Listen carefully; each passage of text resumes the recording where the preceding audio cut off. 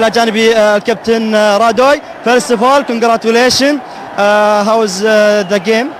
It was nice game for the fans, for the people who watch in the TV. It was nice game, but today he win the team who was better, and I think we deserve to win.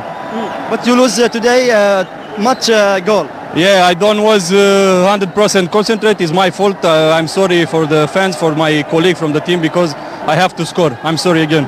I think you have injury here. I don't know. Yeah, no. It's every time when we play with Nasser, this guy left back, I don't know. He make every time. He catch me like, I don't know, maybe he don't like the woman and like the man, I don't know. How's the weather? Bad, huh? First half he was okay, but second half he was very, very bad for us, because when we try to breathe it's very, very hard. Thank you. Welcome.